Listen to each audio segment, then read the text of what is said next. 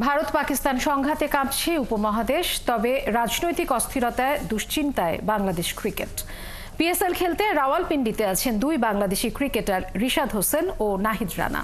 BCB president Faruque Ahmed ও cricket operations chairman Nazmul Abedin Fahim জানিয়েছেন, পাকিস্তানে প্রতি মুহূর্তে যোগাযোগ রাখছে বিসিবি। বিস্তারিত পার্থ বণিকের রিপোর্টে। সিল্কোর সিল্ক অ্যান্ড শাইন, যাতে আছে আর্গান অয়েল ও ওট প্রোটিনের গুডনেস, যা আপনার চুলকে রাখে হেলদি অ্যান্ড শাইনিং। বুধবার সূর্যের আলো তখনও ফোটেনি, ভারতীয় বিমান বাহিনীর মুহুর্মুহু মিসাইল আক্রমণে কেঁপে ওঠে পাক অধিকৃত কাশ্মীরের মুজফফরাবাদ ও কোটলি।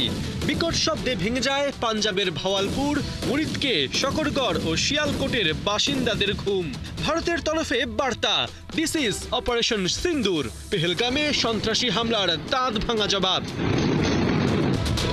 কিন্তু এই হামলা শুধু পাকিস্তানকে নয়, নাড়িয়ে দিয়েছে বাংলাদেশ ক্রিকেটকেও। কারণ হামলা স্থলের নিকটেই রাওয়ালপিন্ডিতে অবস্থান করছেন পিএসএল খেলতে যাওয়া দুই টাইগার রিশাদ হোসেন ও নাহিদ রানা।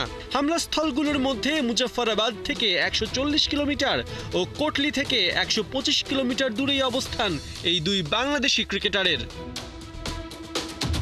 গোটা বিষয়ের গুরুত্ব অনুধাবন করে সকালেই পিসিবি ও ইসলামাবাদে অবস্থিত বাংলাদেশ হাই কমিশনে যোগাযোগ শুরু করে বিসিবি। বোর্ড সভাপতি ফারুক আহমেদ ৭১কে জানিয়েছেন, নিজ উদ্যোগে তিনি যোগাযোগ বজায় রেখেছেন একাধিক জায়গায়। নিশ্চিত করেছেন পিএসএল এর প্রধান নির্বাহী সালমান নাসেরের সাথে কথোপকথনের। বিসিবি সভাপতির সাফ কথা, বাংলাদেশের দুজন প্লেয়ার সেখানে আছে, তাদের নিরাপত্তা বিসিবির টপ প্রায়োরিটি। জবাবে সালমান নাসের আশ্বস্ত করেছেন তারা পরিস্থিতি টেক কেয়ার করছে। পাশাপাশি ইসলামাবাদে বাংলাদেশ হাই কমিশনে ডিফেন্স অ্যাটাশে যিনি আছেন তার সাথেও যোগাযোগ রাখছে বিসিবির সিইও। ফারুক আহমেদ নিশ্চিত করেছেন দুই বোর্ডের মধ্যে নিবিড় যোগাযোগ চলছে। রিশাদের সাথে কথা হয়েছে, তিনি ঠিক আছেন। নাহিদের সাথেও দ্রুতই কথা হবে।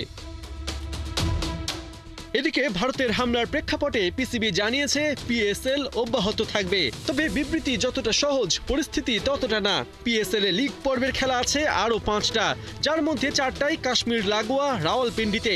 পাক ভারতের পাল্টাপাল্টি হামলায় টিম হোটেলের নিরাপত্তা নিয়ে বিসিবির কনসার্ন পাকিস্তান ক্রিকেট বোর্ডকে জানানোর কথা স্বীকার করেছেন cricket operations chairman Nazmul Abedin Fahim.